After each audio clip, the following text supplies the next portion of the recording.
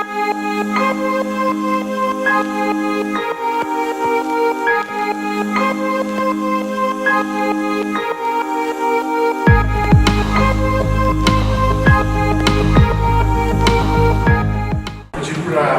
repente tem que estar lá na frente, entrar aqui pro auditório para a gente iniciar.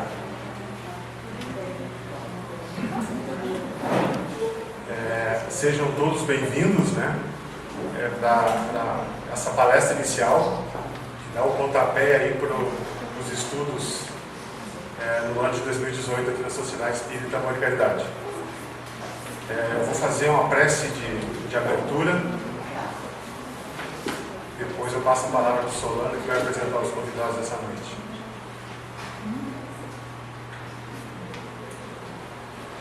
Bom, vamos então nos acalmar, vamos procurar nos sintonizar com os mensageiros de luz, os mentores dessa casa, para que tenhamos uma boa noite de estudo, possa ser produtivo esses momentos e que essa energia possa fazer parte do nosso dia a dia, possa nos auxiliar aí na nossa maneira de ver o mundo, de ver as coisas, que a gente tenha um olhar mais atento e dê mais importância as coisas do coração, a tranquilidade, a calma, a paciência, que é o que o mundo necessita hoje. Muita paz a todos, que assim possa ser.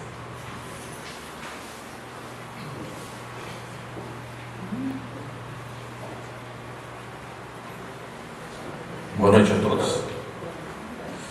Então, nessa noite nós temos a nossa aula inaugural para os grupos de estudo e também um ciclo de estudos sobre a obra kardeciana. Nós sabemos que a nossa sociedade espírita Amor e Caridade vem de longa data buscando a construção do conhecimento, buscando a atualização, e sempre é uma oportunidade de se buscar conhecimento.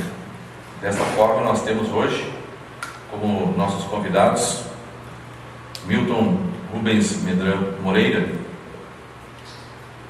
que diversas vezes já vem contribuindo conosco, radialista, jornalista, procurador de justiça aposentado, professor de Direito Processual Civil e Penal, editor-chefe do jornal Opinião e dirigente do Centro Cultural Espírita de Porto Alegre. E Beto Souza, técnico em informática, administrador de empresa, colaborador do Centro Cultural Espírita de Porto Alegre e membro ativo do Grupo Virtual Espiritismo com Kardec. Participou recentemente em São Paulo do seminário A Gênese 150 anos, o resgate histórico, ministrado por Simone Privato, autora do livro O Legado de Allan Kardec. E o tema desta noite é justamente os 150 anos da publicação de A Gênese e essa problemática surgida com relação às traduções, interpretações, enfim, que a obra vem ganhando ao longo dos tempos, especialmente no Brasil. Então nós vamos passar nesse instante a palavra para Milton Rubens Medrano Moreira.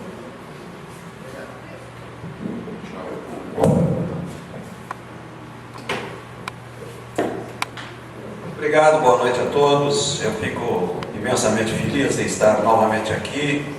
Tenho um carinho muito grande por essa casa e acompanho o trabalho que vocês realizam aqui, principalmente nessa área do estudo, da atualização permanente do Espiritismo, que, enfim, isso faz parte da própria natureza do Espiritismo. Atualizar-se, estar sempre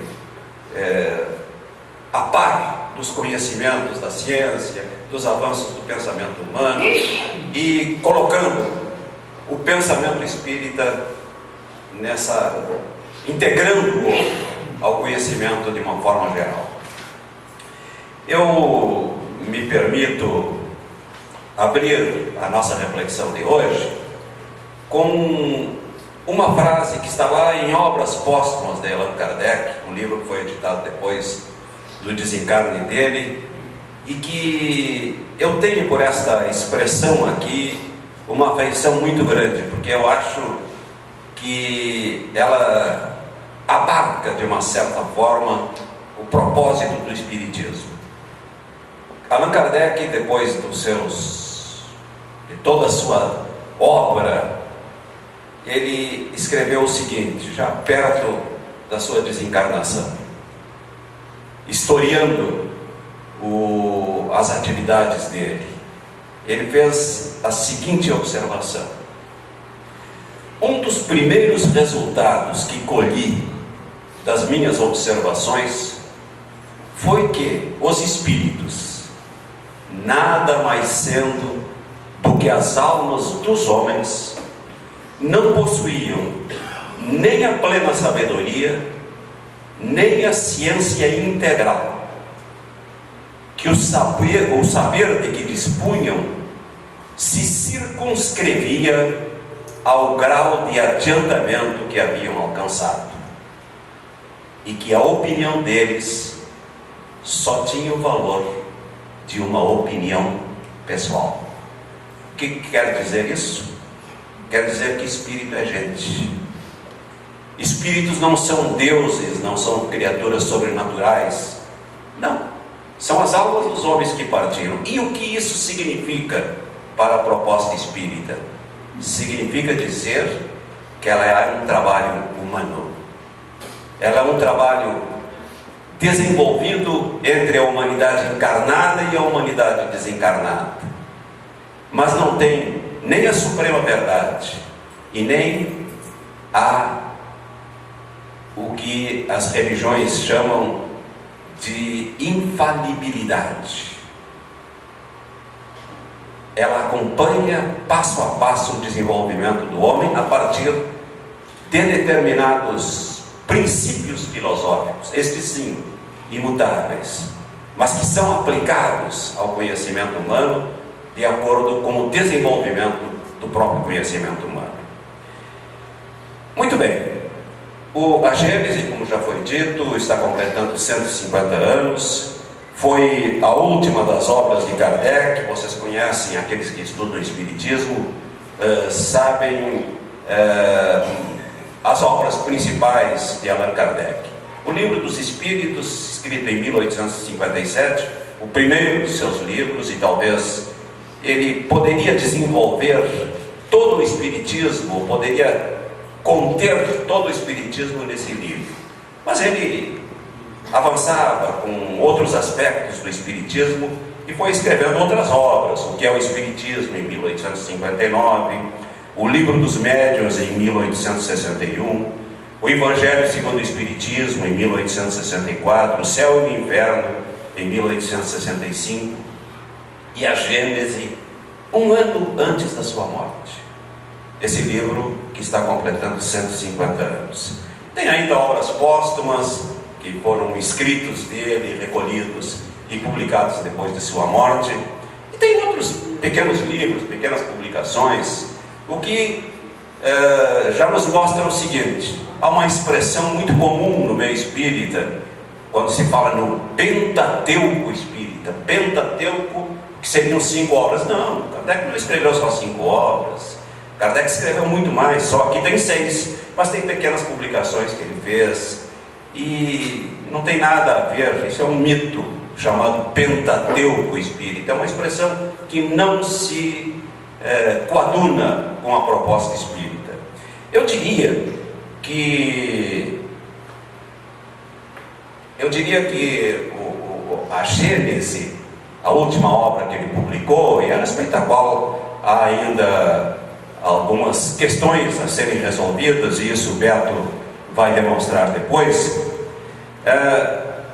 A Gênese é um livro que fundamentalmente foi escrito para acabar com alguns mitos que resistiram muito e que estavam na raiz da teologia judaico-cristã, por exemplo, a criação do homem, quando já a evolução já era conhecida, porque foi contemporâneo de Allan Kardec, Darwin, e a proposta evolucionista já estava bem avançada, mitos como os dos milagres de Jesus, que aliás é o subtítulo de A Gênese, ou os milagres e as predições de Jesus, né? Então ele quebra mitos. O livro, que foi feito com os conhecimentos científicos da época, ele quebra muitos e muitos mitos. E é por isso que eu selecionei para essa parte introdutória dessa reflexão mais aprofundada que eu devo falar sobre a Gênese. Eu retirei alguns trechos do primeiro capítulo do livro de A Gênese, que mostra exatamente o sentido que Kardec quis dar à Gênese especificamente, mas a toda a sua obra, porque ele trata no seu primeiro capítulo do que ele chama do caráter da revelação espírita. E ele começa dizendo: definamos primeiro o sentido da palavra revelação, e aí já está sendo quebrado um mito. Revelar, diz Kardec, do latim revelare, cuja raiz véu significa literalmente sair de sob o véu, e figuradamente descobrir, dar a conhecer uma coisa secreta ou desconhecida. Em sua acepção vulgar, mais genérica, essa palavra se emprega a respeito de qualquer coisa ignota, de qualquer coisa desconhecida, que é divulgada, de qualquer ideia nova que nos põe a par daquilo que não sabíamos. Então, revelação não é alguma coisa que venha diretamente de Deus para os homens de uma maneira sobrenatural. Não. Revelação é exatamente a busca do conhecimento, é retirar o véu, como Kardec fez especificamente em A Gênese, quebrando muitos mitos, retirando o véu daquilo que está escondido. E prosseguindo, ele faz alguma consideração sobre o que é uma revelação religiosa, para depois dizer que a revelação espírita não é uma revelação religiosa, é uma revelação eminentemente humana. Ele diz: a revelação religiosa refere-se àquilo que o homem não pode descobrir pela inteligência ou pela ação dos sentidos, segundo os religiosos, segundo os crentes. É aquilo que está fora do conhecimento humano, que o homem não pode saber e que precisa, portanto, de uma revelação sobrenatural. É presumivelmente, diz ele, dada aos profetas, aos messias, aos missionários, e Kardec não se considerava nada disso. Ele não era profeta, ele não era messias, ele não era missionário. Ele era um homem que dialogou com os espíritos. Implica a revelação religiosa, diz Kardec, em passividade absoluta. É aceita sem verificação, sem exame, sem discussão. Se está escrito no livro sagrado que Deus são 3 pessoas, e que Adão foi criado com um sopro divino, que Eva foi retirada do osso de Adão, aquilo não se discute, aquilo é um dogma. Ela tem como característica a passividade. Ela é aceita sem verificações, sem exame, sem discussão. Agora, o Espiritismo, que revelação é esta? Aí Kardec continua fazendo uma consideração sobre aquilo que estava ocorrendo naquele momento. O século XIX foi um século muito especial para esse aspecto da fenomenologia espírita. Agora, no dia 31 de março, vão fazer 170 anos do episódio de Hydesville, daquele fantasma que batia no sótão lá de uma casa, de uma pequena cidade lá de Hydesville, no estado de Nova York, e que deu origem a estudos importantes sobre a fenomenologia espírita. Então Kardec faz essa consideração aqui. Importante revelação, veja a palavra revelação, se opera na época atual e mostra a possibilidade de nos comunicarmos com seres do mundo espiritual. Não é novo, sem dúvida, esse conhecimento, mas ficar até nossos dias, de certo modo, como letra morta, isto é, lá na área dos mitos. isto é, sem proveito para a humanidade. A ignorância das leis que regem essas relações o abafara sob a superstição. E por isso, o homem foi incapaz de tirar daí qualquer dedução salutar. Estava reservado à nossa época, ao século XIX, desembaraçá-lo das assessorias ridículas, compreender-lhe o alcance e fazer surgir a luz destinada a clarear o caminho do futuro. Estava a exigir uma revelação no sentido exatamente de retirar o véu, de retirar o mito, de esquecer o mito para ver aquela realidade como algo natural e não sobrenatural. Então, prossegue ele, o Espiritismo, dando-nos a conhecer o mundo invisível que nos cerca e no meio do qual vivíamos sem o suspeitarmos, assim como as leis que regem suas relações com o mundo visível, a natureza e o estado dos seres que o habitam, e por conseguinte, o destino do homem depois da morte, é uma verdadeira revelação na acepção científica da palavra. Vejam que Kardec faz questão de colocar isso que ele chama de revelação, não como uma revelação religiosa, mas exatamente como uma revelação científica. Este ensinamento não é privilégio de nenhum indivíduo. Ela não exige sacerdotes, não exige profetas, não exige messias, mas é dada a todos pela mesma via, que aqueles que o transmitem e aqueles que o recebem não são seres passivos. Vejam lá quando ele fala da revelação religiosa, exige a passividade. Esses aqui não são seres passivos, nem quem transmite e nem quem recebe. É aquilo que eu falei antes. É um diálogo entre a humanidade encarnada e a humanidade desencarnada, que não fazem nenhuma abnegação de seu julgamento e de seu livre-arbítrio. Ninguém, para aceitar a revelação da existência dos espíritos, da sua comunicabilidade, abdica da sua liberdade de pensamento, do seu livre-arbítrio. Ele não está obrigado a nada. Enfim, que a doutrina nunca foi ditada em todos os pedaços, nem imposta à crença cega, porque ela é deduzida pelo trabalho do homem, da observação dos fatos que os espíritos põem aos seus olhos e das instruções que lhe dão.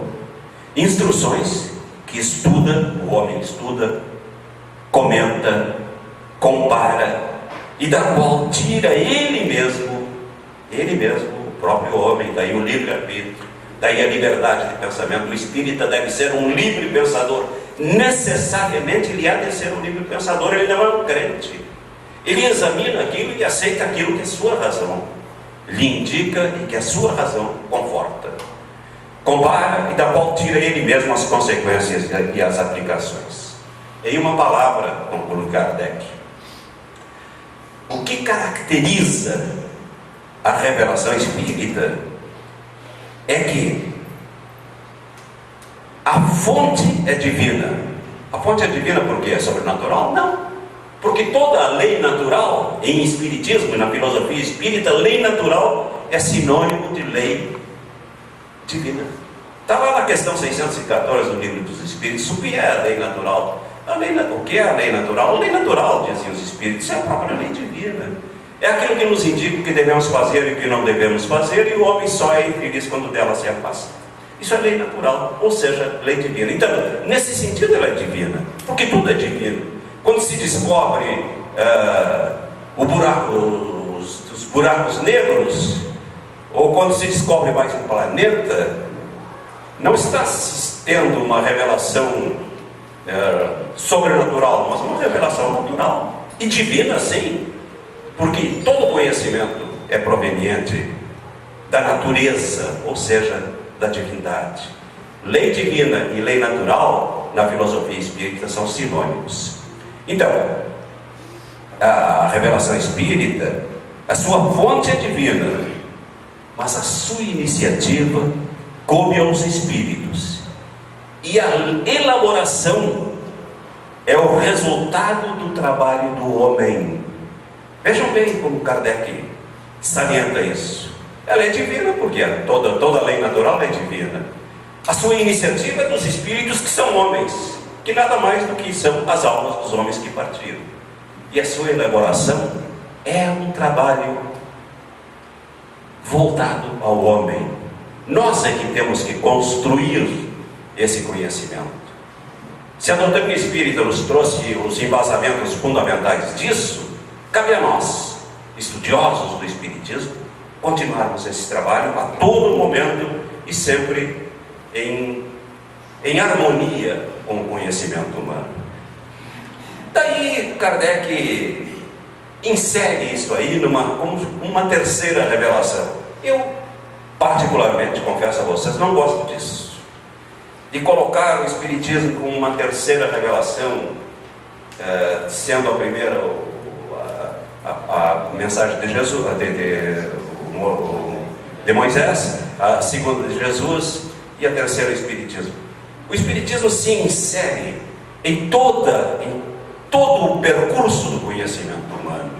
E revelações, como o próprio Kardec disse, acontecem a todo momento, a cada vez que nós retiramos o véu de alguma coisa que não conhecíamos antes e que agora o conhecimento humano nos faculta entender.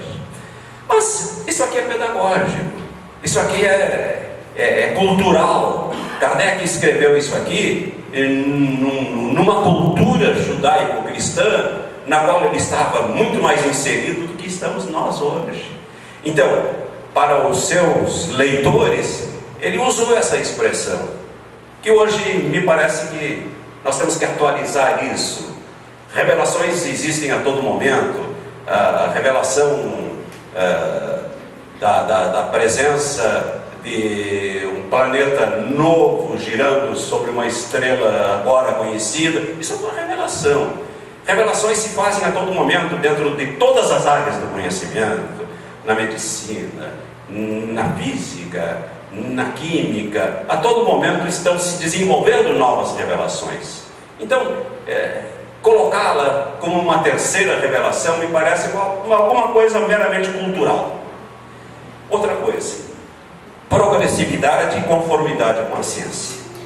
Apoiando-se em fatos, a revelação espírita é essencialmente progressiva. Alia-se às ciências de observação. As ciências são a exposição das leis da natureza, ou das leis divinas, e logo não podem ser contrárias às leis de Deus. Natureza, lei natural e lei divina, para o Espiritismo, volto a dizer, são sinônimos. Não podem ser contrárias às leis de Deus. O Espiritismo não estabelece como princípio absoluto senão aquilo que se acha devidamente demonstrado. Ninguém tem obrigação de acreditar nisso ou naquilo. Então, ao meu ver, o Espiritismo busca um novo paradigma de conhecimento, através de alguns princípios filosóficos: a existência de Deus, a natureza eminentemente espiritual do ser humano, a comunicabilidade dos espíritos, a pluralidade dos mundos habitados, a reencarnação como instrumento do processo evolutivo do espírito humano. Ele é a busca de um novo paradigma do conhecimento. E por isso essa frase, que eu acho extraordinária, sensacional e muito paradigmática mesmo. O Espiritismo, escreveu Allan Kardec, marcha ao lado do materialismo. Vejam, a gente costuma dizer que o Espiritismo é combatente do materialismo, mas não, ele depende também do materialismo no sentido do estudo da matéria, nesse sentido que ele diz aí. O Espiritismo marcha ao lado do materialismo no campo da matéria. Admite tudo o que o segundo admite, mas avança para além do ponto onde este último para. O Espiritismo e o materialismo, no sentido de o estudo da matéria, são como dois viajantes que caminham juntos partindo de um mesmo ponto. Chegados a certa distância, diz um: eu não posso ir mais longe. O outro prossegue e descobre um novo mundo. Por que então há de o primeiro dizer que o segundo é louco? Somente porque, entrevendo novos horizontes, se decide a transpor os limites onde ao outro convém deter-se. Quer dizer, a matéria não explica tudo. Aquele que estuda as leis da matéria, ele chega até um determinado ponto e diz assim: não, mas isso eu não posso explicar.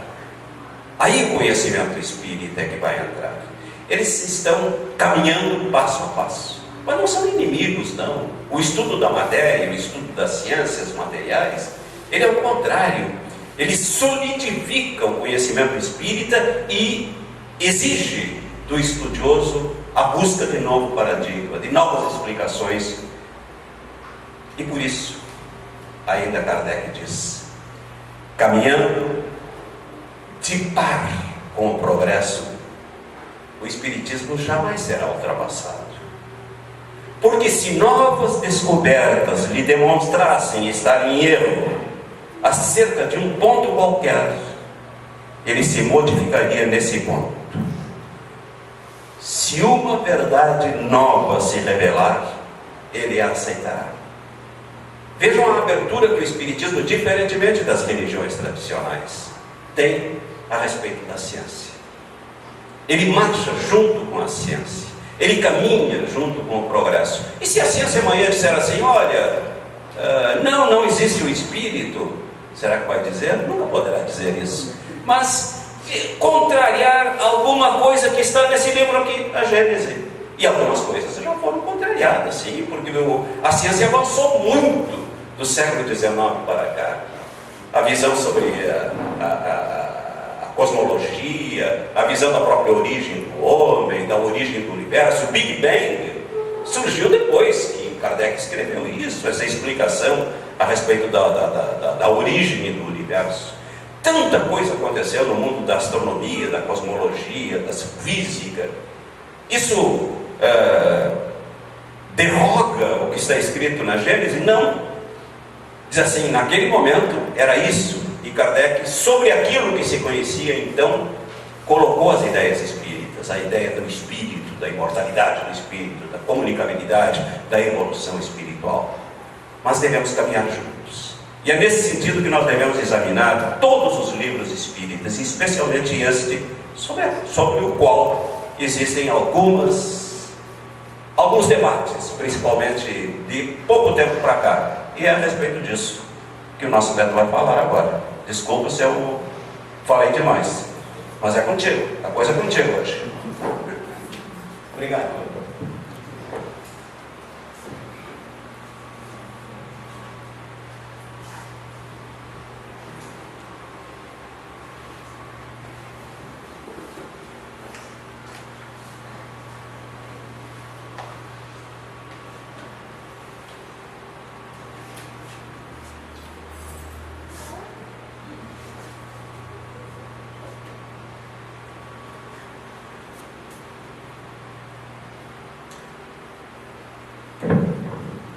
Boa noite.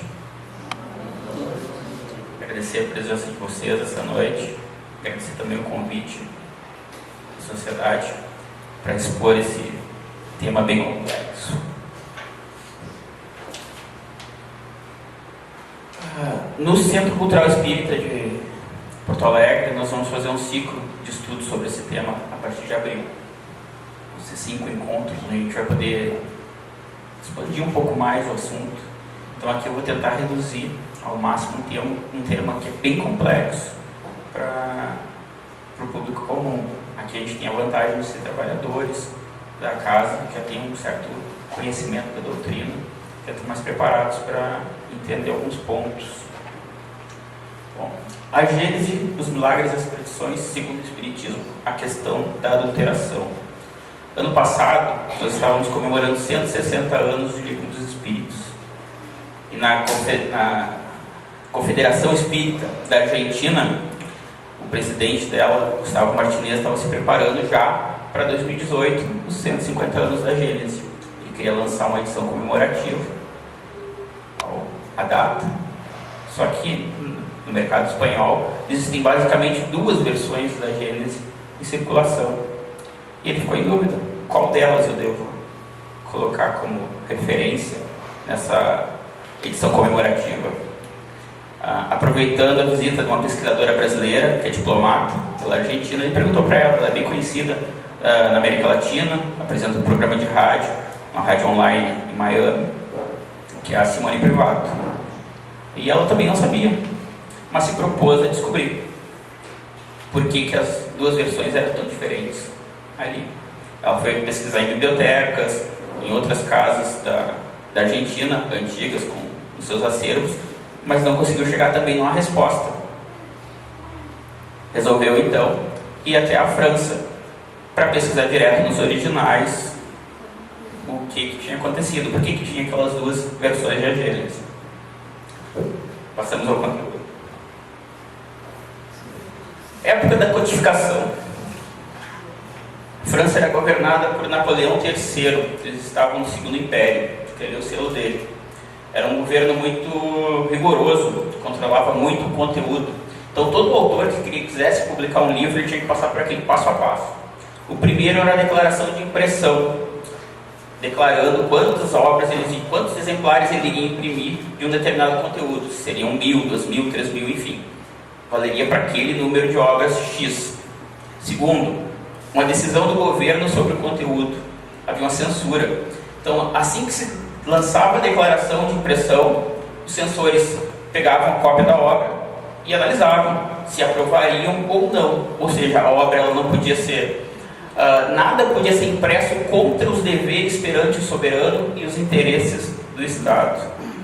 Muitas obras eram reprovadas e não chegavam a ser impressas. As obras que eram aprovadas passavam para a prensa, enfim, saíam no mercado, e um exemplar pelo menos tinha que ser depositado. Era um depósito legal obrigatório de um exemplar. Na época era no Ministério do Interior, naquele escritório ali. Escritório de impressão, bibliotecas, prensas e censura. Hoje é a Biblioteca Nacional da França. Então, o objetivo era o controle do conteúdo pelo governo, não a proteção dos direitos do autor. Então era só o conteúdo que importava. Aqui nós temos um documento, conseguido pela Simone, de 7 de outubro de 1867, que é a declaração de impressão da primeira edição da Gênese, 3.000 exemplares. Então, na época imperial, ali o depósito demorou 3 meses, basicamente, entre a declaração de impressão e o depósito de conteúdo, que foi o tempo que a censura demorou para decidir se a Gênese podia ser impressa ou não. Aprovaram ela. O depósito legal foi feito no dia 4 de janeiro de 1868. Foi o único realizado durante a existência física do autor. E a gente pode chamar ele de conteúdo de 1868, a partir de agora. Fica mais fácil para o restante da apresentação. Ele foi posto à venda a partir de 6 de janeiro de 68, que é considerada a data de aniversário da Gênese. Seguindo o roteiro cronológico, em fevereiro de 68, Kardec anunciou na Revista Espírita a publicação da segunda edição. Ela ainda era vinculada com aqueles 3.000 exemplares da declaração, ela estava coberta por aqueles 3.000. Depois, em março, a terceira edição da Gênese, também na Revista Espírita. Só que parou aí, não teve mais nenhuma notificação na Revista Espírita sobre nenhuma nova publicação. Só que mesmo assim saiu uma quarta edição, e a gente não sabia muito bem de qual era a data dela. Saiu a descoberta da Simone, que ela passou dias na Biblioteca Nacional, segundo relatos, até às vezes sem almoçar, verificando os livros, até que ela encontrou esse registro do dia 4 de fevereiro de 1869, um mês antes do Allan Kardec falecer, desencarnar. A declaração de impressão de 2.000 exemplares, sem alteração do conteúdo. Primeira, segunda, terceira e quarta edições são exatamente iguais. Se houvesse alteração do conteúdo, seria necessária outra avaliação de conteúdo e novo depósito legal. Qualquer alteração que fosse feita. Então, conteúdo de 1868. Última impressão dele, 4 de fevereiro de 69. Kardec desencarna, 31 de março, um mês depois daquela última impressão. Ele havia deixado prontos os conteúdos de abril de 69, que seria a Revista Espírita e a primeira edição do Catálogo Racional de Obras. Essa primeira edição se perdeu com o tempo. Tá? Ela é a última obra oficial de Allan Kardec. Oficialmente são 32 obras, incluindo Revista Espírita e pequenas publicações. Essa seria a última. No dia 29 de julho, 4 meses depois do falecimento de Kardec, uma Assembleia Geral dos Espíritas constituiu formalmente a Sociedade Anônima da Caixa Geral e Central do Espiritismo. Foram quem assumiu os direitos autorais de publicação das obras espíritas a partir desse momento. Na verdade, a partir de 13 de agosto de 1869, quando assumiram os administradores. Armand Desliens, na parte de publicações, Jean-Marie Teller, da parte de gerência, Eduardo Mathieu Bitage, na parte da livraria. Esse é o documento de Kardec, túmulo dele, no cemitério de Père Lachaise. Famosa frase lá em cima: nascer, morrer, renascer ainda, e progredir sem cessar, esta é a lei. Na verdade não é dele, né? Foi adaptado. O pessoal costuma citar ela como sendo Kardec, mas é uma homenagem. Bom, enfim, seguindo. Em agosto de 69 é publicado a segunda edição do Catálogo Racional. Essa se manteve, é a que nós temos hoje no mercado. Não é a primeira, é a segunda edição de 69. Nela, ele tem a foto, né, do Catálogo Racional, da capa dele, e da indicação. A Gênese é indicada na obra, a quarta edição, como referência, né, das obras de Kardec, e é noticiada uma tradução em espanhol de José Maria Fernandes Colavida. Ela estava em produção naquele momento ainda. Uma curiosidade: a segunda edição do catálogo ela contém 2 referências. Uma da Revista Espírita, de julho de 69, e outra uma tradução realizada por Camille Flammarion, em julho também de 69. Como nós não temos a primeira edição, não tem como checar se ela já estava, essa indicação, mas é estranha, né? Porque foi 4 meses após o falecimento do autor, como provavelmente ela pode ter sido ou colocada, inserida, ou ele já tinha previsto. O Flammarion vinha comentando que ele estava trabalhando nessa tradução já há algum tempo.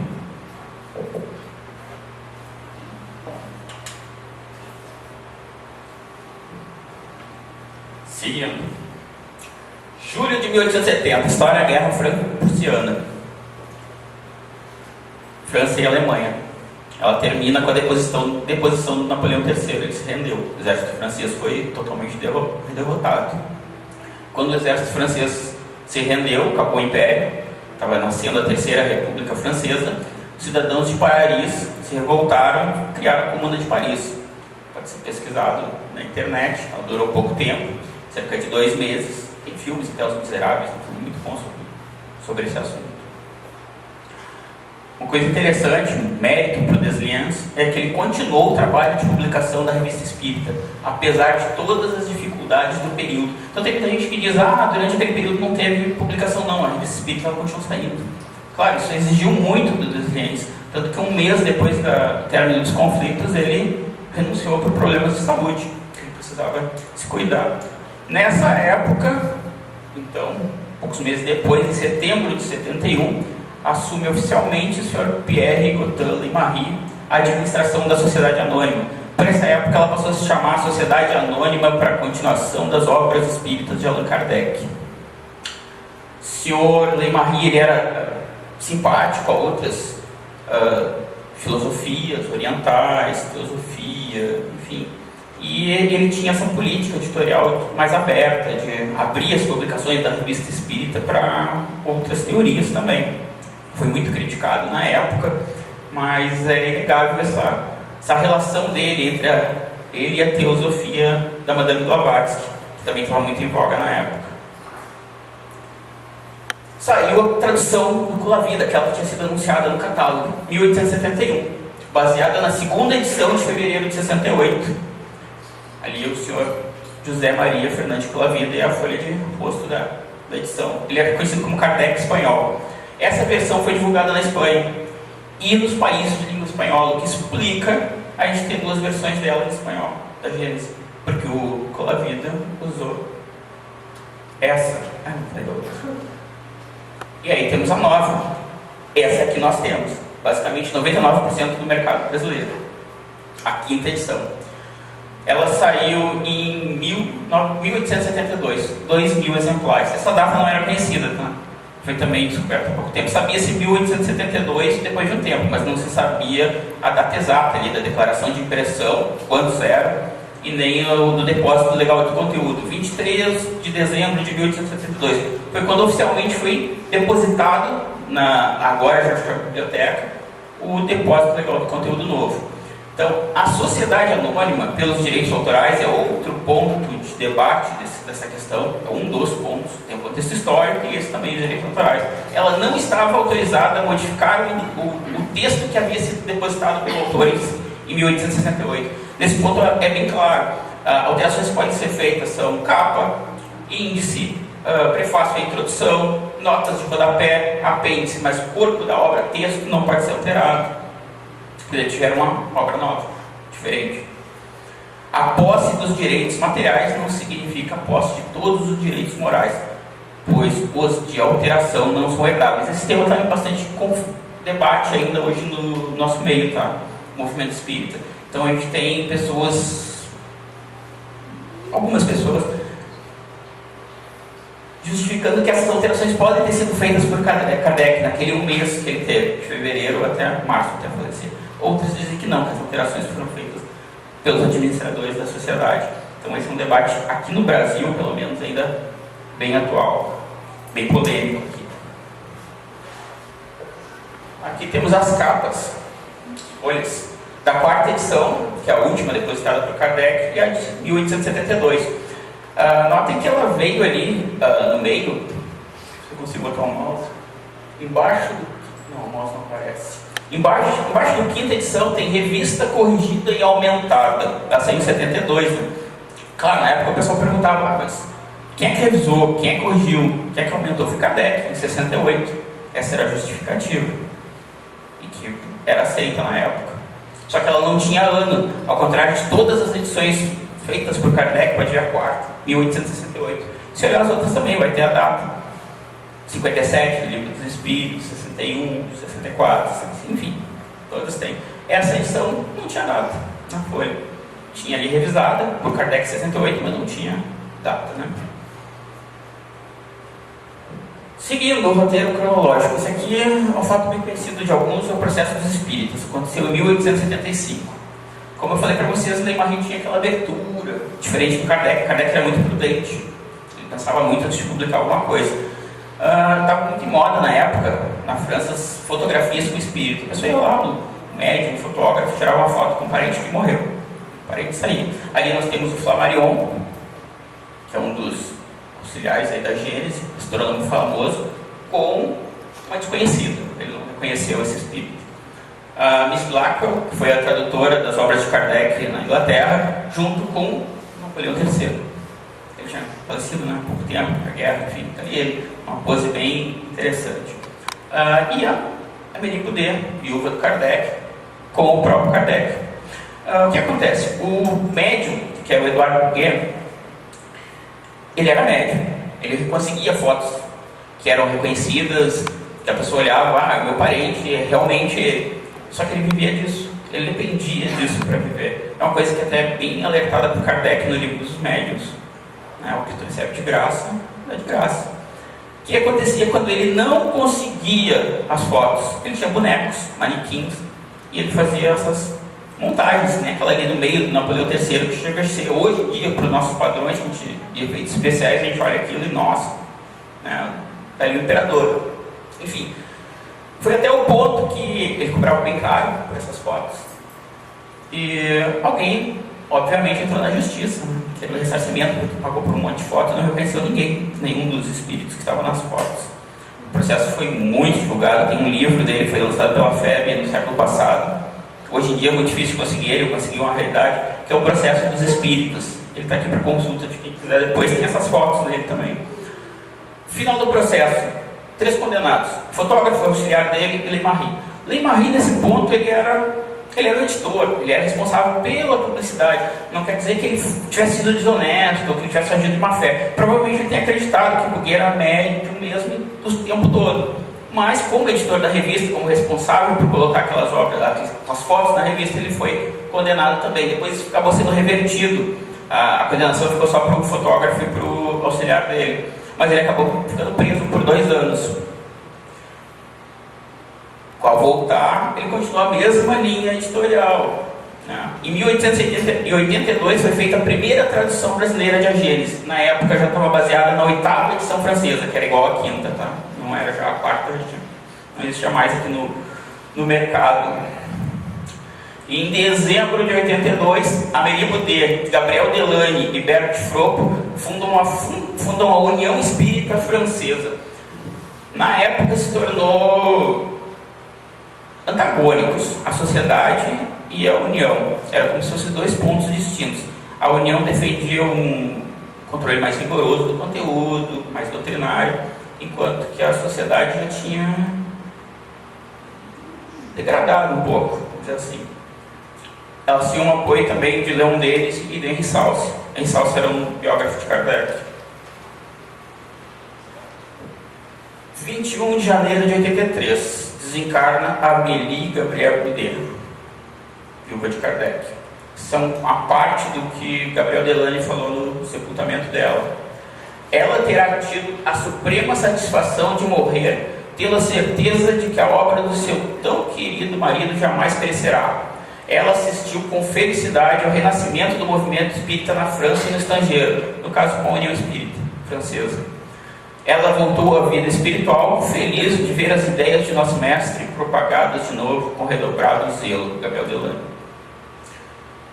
O cisma estava bem evidente nessa época, foi uma época bem complicada para o movimento espírita na França. Em 83, mesmo ano, poucos meses depois, o americano W.J. Colville, que ele era um médico, ele recebeu inspiração dos guias espirituais para traduzir a Gênese. Ele traduziu a primeira edição. Então já temos mais um outro mercado também onde existem 2 versões, o inglês. Essa Colville, baseada na primeira edição, e as outras, mais atuais. Outubro de 1883, uma autora bem desconhecida no Brasil, Bert Fropo, era amiga dos Kardec, médium, acompanhou a Amélie Boudet nos últimos anos, estava presente com ela quando ela faleceu. Já estava na época de execução testamentária dos Kardec, e ela publicou no jornal Espiritismo da União Francesa, uma espírita francesa, uma série de artigos com o nome Um Pouco de Luz, onde ela criticava e apontava alguns desvios monetários, financeiros, enfim, por parte da sociedade com o espólio dos Kardec. No dia 14, em outubro de 83, a Sociedade Anônima, depois de terminado o espólio, muda oficialmente seu nome para Sociedade Científica do Espiritismo, SA. Ainda Sociedade Anônima, mas agora Sociedade Científica do Espiritismo. É como ela vai ficar conhecida daí para frente. Continuou na mesma linha. Dia 14 de 5 de 1884, em maio, Bert Fropo publica o livro Muita Luz, um livro multilingüe. Não existe ele no nosso mercado. É um livro que foi muito procurado. Ele foi traduzido pelo pessoal do portal Luz Espírita e está disponível online. Muita Luz, Bert Fropo, que ela relata os últimos anos de Amélie Boudet e como é que foi a questão do espólio dos Kardec, como é que foi dividido, quem ficou com o quê, como foi o processo, com cifras, enfim. Então veio uma data muito interessante, já quase encerrando a nossa parte histórica. Tá? Em dezembro de 84, sai uma denúncia do biógrafo de Kardec, chamada Infâmia, saiu no jornal Espiritismo. O que aconteceu? O Salce estava em conversa entre conhecidos, e um espírita de Lyon estava criticando a forma de Allan Kardec ter colocado a Gênese. E disse assim para ele: mas ele não escreveu tão bem assim, tanto que os administradores tiveram que atualizar a obra, corrigir ela depois que ele morreu. Ele falou assim: como assim? Não foi corrigida, não teve nada disso. Não teve, sim, eles corrigiram depois ele faleceu. Daí ele pegou uma primeira edição que ele tinha na estante dele, que ele tinha comprado em 68, e foi ao mercado comprar a edição atual que estava circulando e percebeu que eram bem diferentes uma da outra. Daí ele saiu com a Infâmia. Em francês já tem uma tradução dele no livro da Simone. O Portal Luz Espírita também traduziu, mas ainda é um material um pouco restrito. Depois, no final, eu dou para vocês referências para a gente conseguir esse material online. Em dezembro, isso foi dia 1º, no jornal Espiritismo. 15 de dezembro, na metade do mês, veio a resposta de Lei Marie. E depois, em março, Desguiens, que era o primeiro administrador. Saíram na Revista Espírita de dezembro de 84 e de março de 85. A justificativa era qual? Primeiro, Kardec fez alteração em 68. Segunda, Kardec fez as alterações direto nos tipos móveis. Aí vem a declaração do tipógrafo, dizendo que Kardec compôs as matrizes em 68. As matrizes é quando transforma os tipos móveis numa matriz fixa. Ela não pode mais ser alterada a partir dali. É quando tu fecha o conteúdo, fechei, pronto. Justificativa que a primeira, a segunda e a terceira eram iguais, mas que a quarta, a quinta e a sexta já eram alteradas e tinham sido feitas em 68. Essa era a justificativa da Sociedade Anônima, e essa foi a justificativa que foi aceita até agora, com as datas.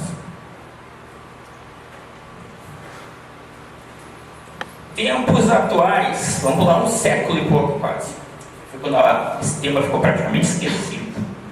1998, esse senhor simpático é o professor Carlos de Brito em Baçaí, num debate da época do Orkut, alguns aí se lembram dele, né? Enfim, eles estavam estudando a Gênesis. E o professor em Baçaí estava com a edição, uma terceira edição, que era presente do pai dele, francês, original, livro raro. E o pessoal, os outros estavam com a Gênesis atual, que circula no nosso mercado hoje. Em determinado momento, até eu vou citar o momento exato depois, no final, ele começa a ler em francês, traduzir direto do francês, né? Ele lê fluente, e a Gênesis dele estava muito diferente. E a pessoa, tu está com a Gênesis errada? Não, peraí, eu estou com a original aqui em francês, a minha não pode estar errada. Não se sabia isso que a gente falou das datas, tá? Ninguém sabia. Foi descoberto agora pela Simone na pesquisa dela. Suposição, a primeira suposição do professor. Houve uma adulteração no Brasil, órgãos nacionais fizeram essa adulteração para fins doutrinários, para fins de desvios. E começou a acusar. Ele não sabia da edição de 72, enfim, ele achou que fosse. Primeiro, podia ser um erro de tradução, que foi atrás do tradutor da época, oficial. Daí ele percebeu que era generalizado, então ele começou a culpar também o órgão responsável pela tradução. Essa era a posição dele. Até que em 2010, o professor Tonha, de Curitiba, ele fez uma pesquisa do histórico das edições. Está publicado no blog dele, desde 2010. Então ele viu lá que realmente existiam edições diferentes. Chegou o ano 1872 sem saber a data, mas ele ainda seguia, na verdade segue até hoje, a suposição que Kardec fez as alterações que teriam sido mantidas pelos herdeiros e inserida em 72. Está publicado no blog João Donha Espírita.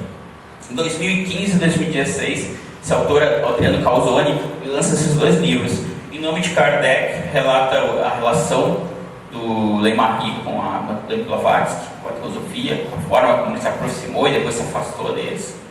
E o Madame Kardec é praticamente um aprofundamento do que a Bert Fropp fala no livro dela. Então, se alguém for estudar mais profundamente, é interessante ler Bert Fropp primeiro e depois se aprofundar com o Adriano. O Adriano fez pesquisas de correspondências, de período, tá mais aprofundado. E, por último, a Simone Privato. Então, em outubro de 2017, ela lançou o Legado de Kardec, pela Confederação Espírita Argentina. No dia 2 de janeiro de 2018, a Federação Espírita Francesa, baseada nos achados, informou a reedição da 4ª edição conforme Kardec. No dia 24 de janeiro de 2018, foi anunciada a publicação da tradução do professor Katsuki. O professor Carlos de Baçaí, em 98, ele fez uma tradução, uma toque de caixa da própria terceira edição que ele tinha nas mãos e publicou gratuitamente na internet. está disponível até hoje lá para quem quiser ler essa tradução dele. Só que ela não está editada, diagramada, etc. Ele fez realmente correndo, porque ele estava sob emoção, né, no momento. Mas enfim, foi anunciada então a publicação da tradução do professor Carlos de Brito Embaçaí, a Gênese restaurada pela Fundação Espírita André Luiz Feal, São Paulo. Vai ser lançado no dia 26 de maio. E outros países já anunciaram a reedição, a reimpressão da quarta edição. Argentina, Paraguai, Colômbia, Uruguai, Panamá, Peru, Bolívia, Equador, Estados Unidos. Já estão assumindo a... Veja bem, eles não estão eliminando a quinta edição para a gente, eles estão reimprimindo a quarta para estudos. Essa é a proposta aqui, principal. Não é dizer para vocês, a quarta é a verdadeira, é a legítima, a quinta tem que ser queimada, não é isso. A questão aqui é estudar as obras e tirar suas próprias conclusões. Como eu disse, isso aqui é um aparato geral, eu estou falando em 30 minutos, uma coisa que a gente vai demorar, sei lá, um mês debatendo, e depois a gente ainda vai se aprofundar no grupo de estudos. Porque são muitas as alterações. A gente tem esse relatório do Gustavo Martinez, só de alterações. São 122 modificações.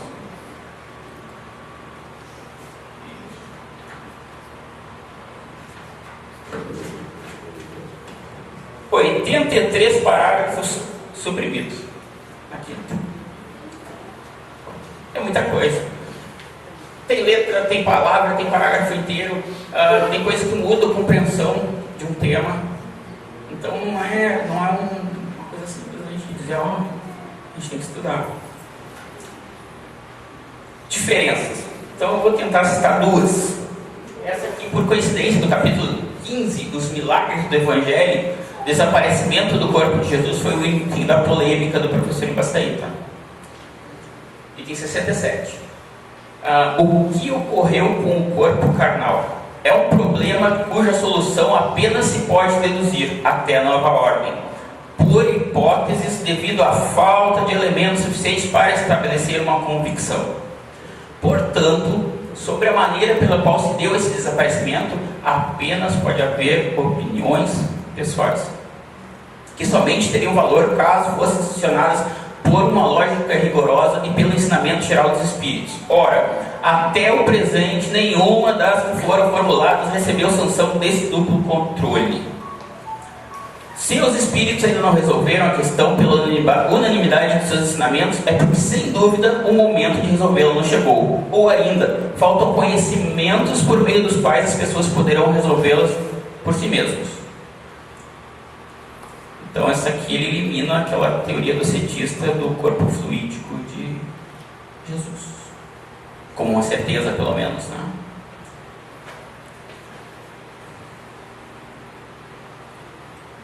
Mais um exemplo. Esse aqui é só um pequeno trecho. Esse capítulo, o Sal se relata lá no Infame, pode ser conferido. Ele foi totalmente mutilado. Ele está totalmente diferente. Teve muitas supressões, muitas alterações no capítulo 18, no capítulo final.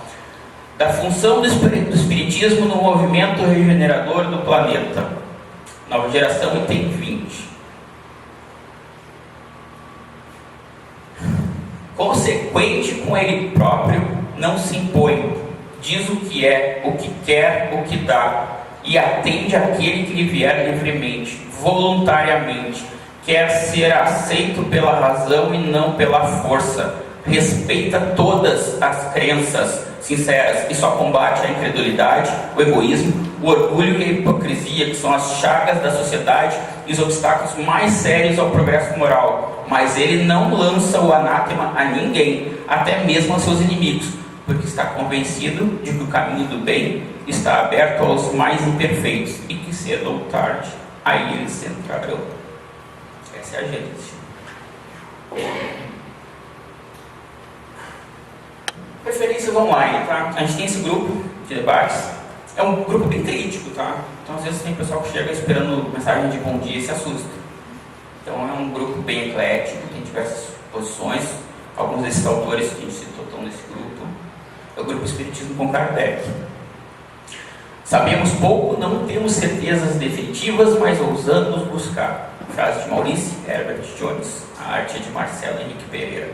Grupo Espiritismo com Kardec. Nos arquivos desse grupo estão essa apresentação completa, que ela está reduzida.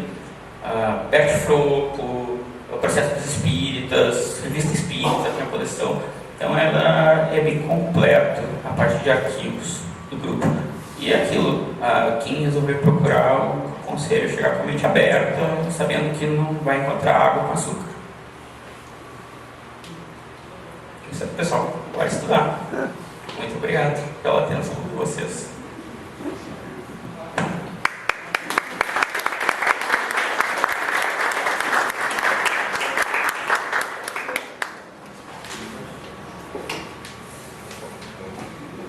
Conforme o nosso cronograma aqui está aberto para questões, né? A gente tem alguns minutos. Não sei se alguém tem alguma questão a formular. Pode começar, Júlio. Aí, sim,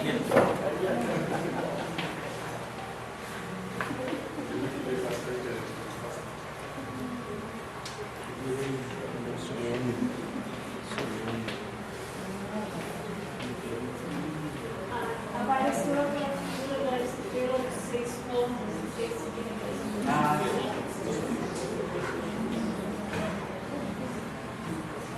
Aquele é o selo da teosofia.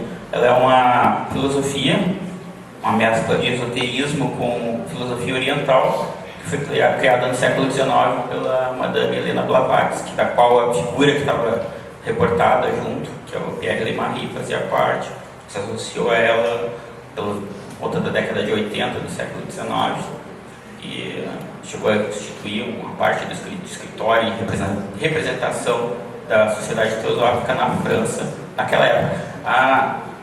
Pouquinho antes da criação da União Espírita Francesa, e depois na própria continuação, começaram a surgir muitos artigos teosóficos na Revista Espírita. Eles eram contrários à reencarnação, eles tinham alguns pontos bem divergentes da doutrina. Para se aprofundar mais nesse tema, tu pode procurar o livro Em Nome de Kardec, do Adriano Calzoni, que ele relata justamente essa parte de aproximação entre a Sociedade Teosófica e o Espiritismo, que ocorreu na França no final do século XIX.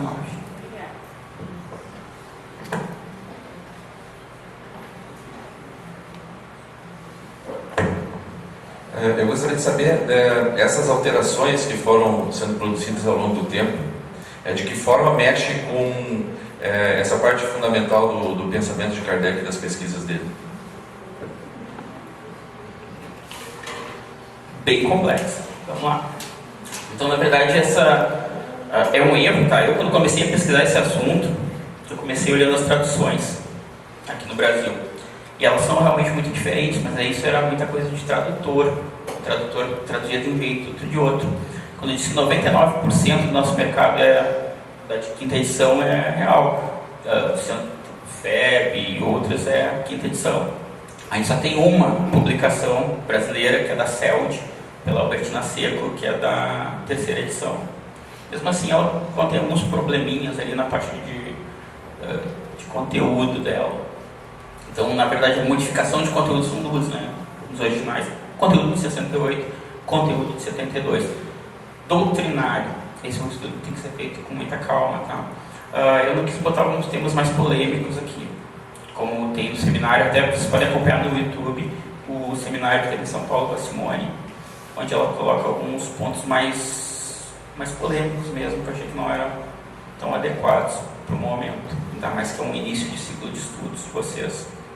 Mas vocês podem procurar lá diferenças em pequenas alterações de artigos, pequenas palavras que mudam de sentido de uma para outra, ou até mesmo alguns erros doutrinários que aparecem bem evidentes no conteúdo de 72. É basicamente isso, claro, a gente teria que... Agora é o trabalho de se debruçar mesmo em cima das diferenças e estudar. Como eu disse, não é só nós aqui, pessoal de São Paulo, só o Brasil inteiro, na verdade, está de todo mundo espírita, né? Como eu disse ali, tem 10 países já que anunciaram esse estudo. Então, é um estudo que está acontecendo agora, ele é bem atual. Eu posso dizer que realmente são bem diferentes, tá? Uma da outra, mas o ideal é sentar em grupo e estudar assim.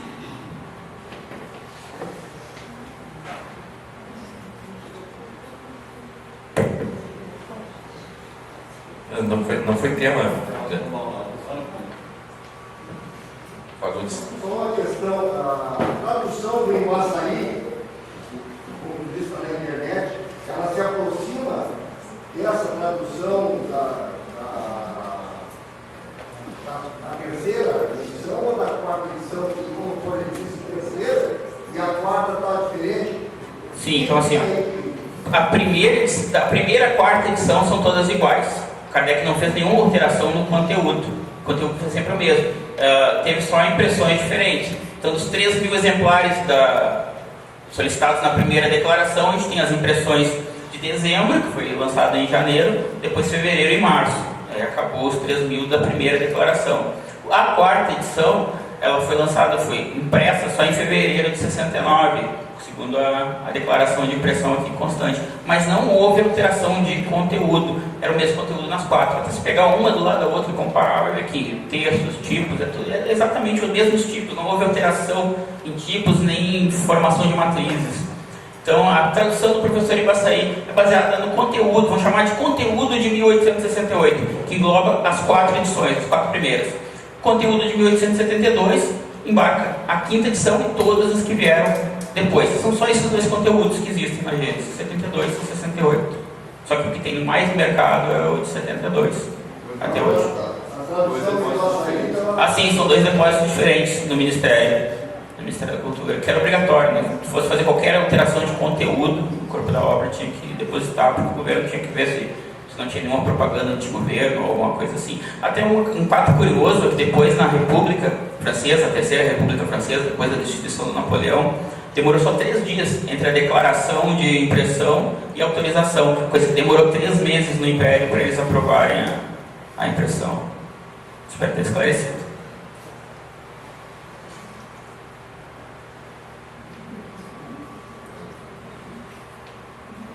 Vou fazer um questionamento aqui para o professor Milton Medran.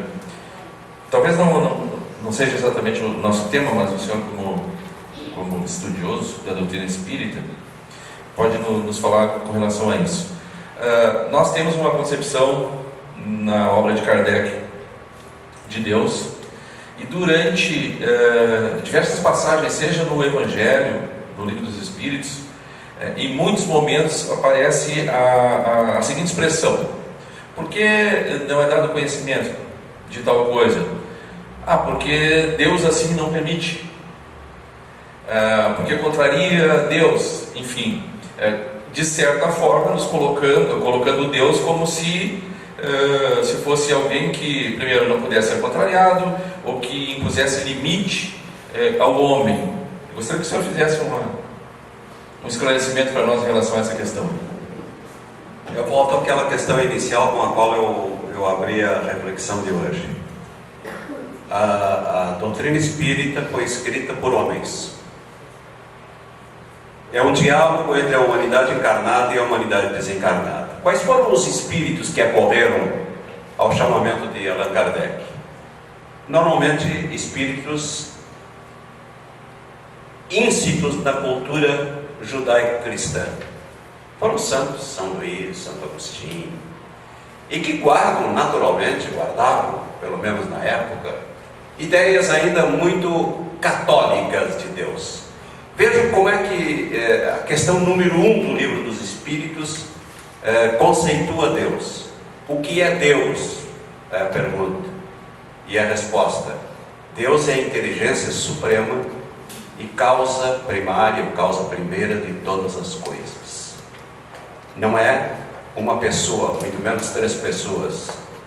É a inteligência suprema e causa primária de todas as coisas. Ora, a inteligência suprema e causa primária de todas as coisas, ela não pode ser contrariada. Agora, a cultura cristã tem Deus como um ser que está lá, nos cuidando, nos vigiando, nos castigando, nos premiando, e isso está incutido na cultura humana, na cultura judaico-cristã.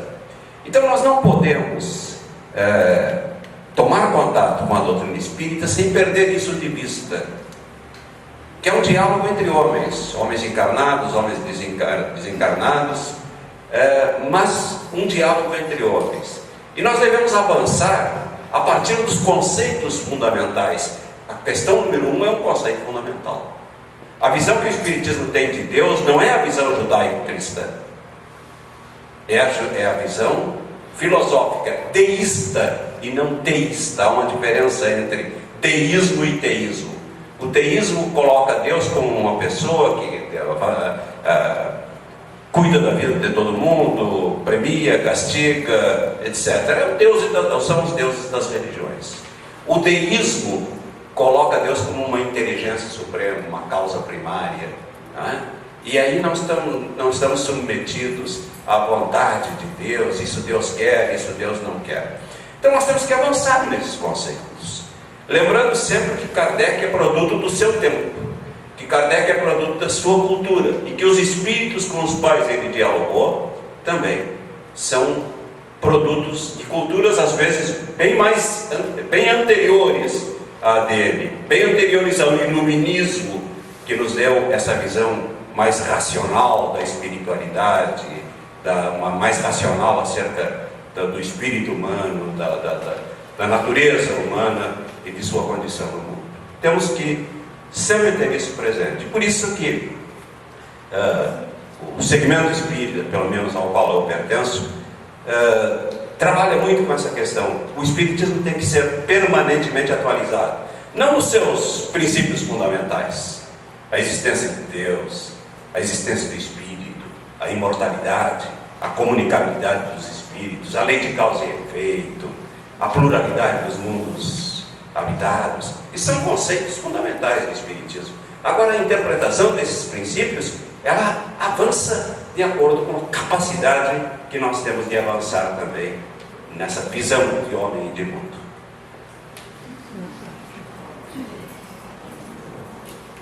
Mariana. Beto, né? Foram muitas datas, informações, nomes, então eu queria saber se eu entendi certo uma questão. Me parece que tu colocou ali que em maio deste ano vai ser lançado uma nova tradução baseada na 4ª edição original da Gênesis. Isso. Né? Essa 4ª edição está baseada na francesa, de Allan Kardec, do primeiro depósito, né, do Cristo. Quem que vai traduzir? Vai estar disponibilizado no Brasil para estudo? Então, em 98, como eu estava falando, o professor Imbaçaí, ele percebeu a diferença, né? Então, na mesma hora, ele já começou uma tradução. Está na internet, falou assim. Isso, ele não se preocupou com editora, publicar, nada. Ele que esse conteúdo voltasse a circular. Então, publicou gratuitamente na internet, está disponível até hoje. Só como eu falei, ela não tem diagramação, não teve muito cuidado com pontuação, ele não estava preocupado com isso na época, ele queria só traduzir. Até alguns termos são bem português arcaico, às vezes, que é muito uma tradução literal do termo francês para o português. Não tem uma certa preocupação com a estética do texto, que é uma preocupação mais editorial. Ele está lá até hoje, só que não havia sido publicado, não existe papel para isso. Só que os direitos autorais ainda são dele. Então, o Marcelo Henrique, da arte aqui, que tem relação com a família do professor, estou em contato com eles, estão em Nova York agora, e ele aceitou ceder os direitos autorais, gratuitamente, claro, para a Fundação Espírita André Luiz, que tem um trabalho muito importante em São Paulo, de divulgação, trabalho de caridade, e eles vão publicar essa edição, essa tradução dele. Na verdade, a tradução do conteúdo de 1868 vai ser lançado no mercado nacional. Então vai ter um seminário no dia e o lançamento da Gênesis restaurada. Né? E é isso aí.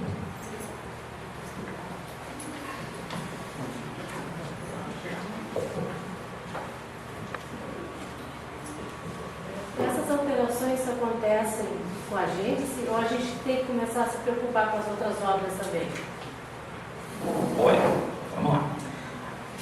As outras obras, elas foram publicadas com o autor em vida. Então, toda e qualquer alteração foi feita direto por Kardec. A obra que fica sob suspeita seria a Gênesis. Nessa edição de 72, a gente não tem como dizer assim, foi Kardec, não foi Kardec. As anteriores não, todas foram já lançadas por Kardec, e depois as obras póstumas, como o próprio nome diz, nem consta na lista de obras de Kardec, obras póstumas não conta, porque é uma coletânea juntada depois. O que pode acontecer com o conteúdo de 72, dependendo do desdobre legal dessa questão, é ele também virar um conteúdo póstumo, ou um conteúdo não oficial, e ser considerado como oficial, pelo menos para termos legais, o conteúdo de 68, que foi o último depositado pelo autor. Como não foi ele que fez o depósito, né, em 72, claro, existe uma controvérsia aí se haveria ou não o direito dos herdeiros de fazerem o depósito com base em manuscritos que tivessem achado numa gaveta, que não foi o caso. Eles justificaram que ele teria modificado direto nas matrizes que depois foram destruídas em 1877, uma parte delas, e em 83, depois do falecimento de Chamelibut, eles destruíram o resto das matrizes originais. Então a justificativa deles não era nem a questão do manuscrito que eles juntaram, enfim, era a questão que o próprio autor fez as alterações em 68. Isso.